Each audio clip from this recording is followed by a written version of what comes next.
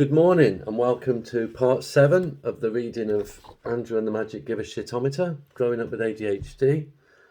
As you'll know by now, it's available on Amazon, $7.99 as a paperback like this one, or you can get it as a Kindle, and that's $4.99, or if you've got Kindle Unlimited, it's free to you. So let's read this new chapter, which is called A Job for Life and Other Sources of Tedium.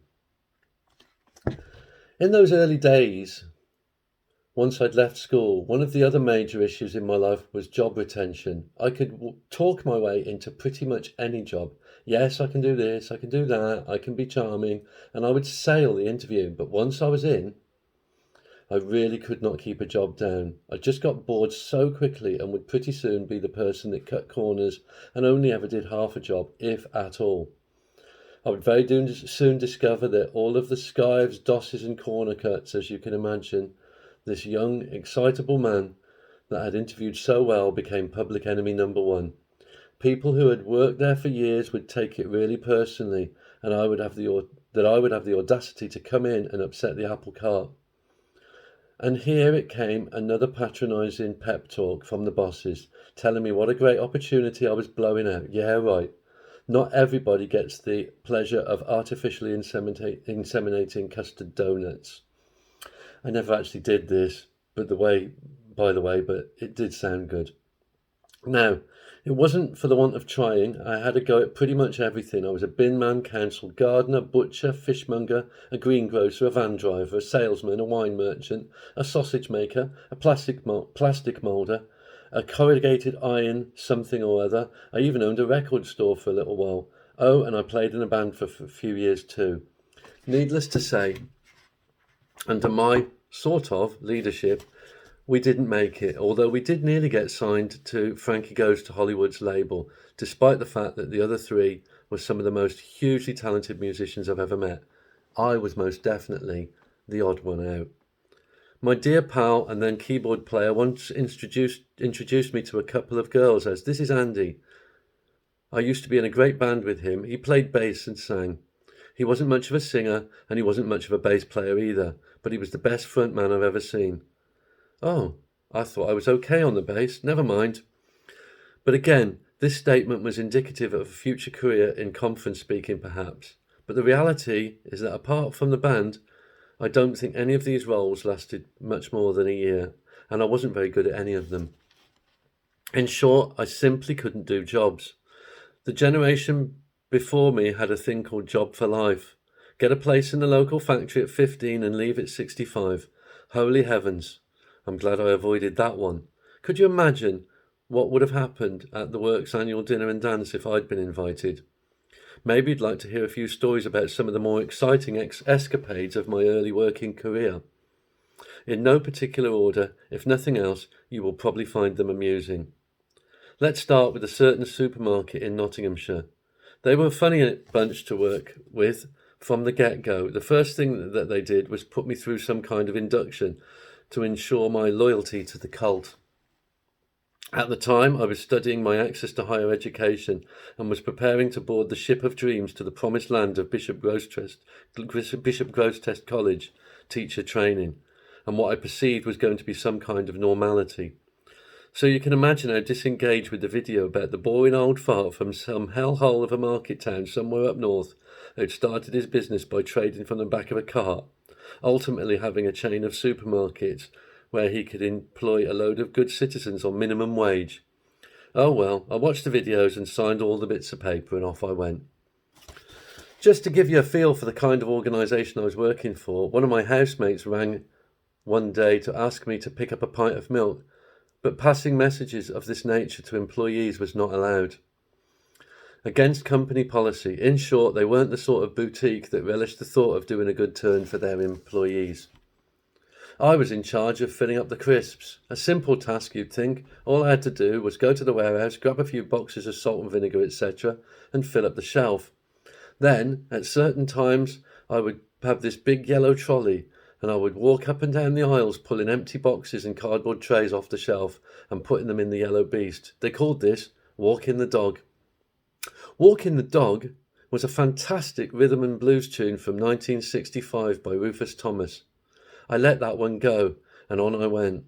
There seemed to me to be a lot of people there who took this whole supermarket thing really seriously. I had people timing how long it took for me to replenish my crispy snacks. Then I'd have somebody else come over and ask me what had been happening, to which I'd respond, "Oh, that fellow was just timing how long it took me to stack up me frazzles. He's not authorised to carry out a time and motion study." What crazy stuff, so boring. Enough was enough. I came into work on a particular sunny day and I took a look around. This wasn't for me. So instead of hitting the cheesy Wotsits, I went straight to the works canteen, ordered a full English breakfast, was resplendent with HP sauce. Ha, that stirred things up a bit. "What are you doing, Andrew?" "Having my breakfast," I said. "You can't do this. Now get down and walk the dog," or words to that effect. "You know what? I'm going to finish my food, then I'm going home. It's a beautiful sunny day and I've got a cold beer in the fridge." And that was it. I was off. Now, they did get their own back on me. Not long afterwards, I moved to Lincoln and they withheld my wages until I returned my costume, or uniform as they called it. I asked if I could return it to the Lincoln branch, but they made me take it back to Notts just to punish me, which was a pain to say the least. But there you go. I had represented a typical ADHD impulsive fight or flight response. Just for fun, I'm going to share a crisp fact with you. Did you know that back then, the packets of crisps in the multi-packs were smaller and weighed less than the individual packs? Strange but true. How do I know? Because one evening I split down a load of multi-packs and put them out for sale with the individual packs. Beautiful chaos ensued, and the whole system ground to a halt. Oh, and poor old me got yet another telling off for using what I thought was logic. Hey ho. With regards to the crisps, by the way, I still get bothered by the fact that the public were being conned, trying to save a buck. Walkouts were quite the thing for me. I worked at a sausage factory for about a month. I quite liked it there. There was me and a psychobilly called Sean, I think, who I really hit it off with. We were pretty darned excellent at messing around and generally making it fun. My job there was mixing up the big gooey paste that ultimately became sausages. Did you know that one of their sausages didn't even contain any meat in it at all? Strange but true. Anyway, back then in Thatcher's Britain, there were some pretty darned weird employment laws, and one of them meant that you were best to work for a few weeks, leave, claim benefits for a few weeks, then get another job. So I did that. Anyway, about a month later, I was back at the sausage factory asking for my old job back, which I got. Apparently, I had proved myself trustworthy and reliable during my previous 4-week residency.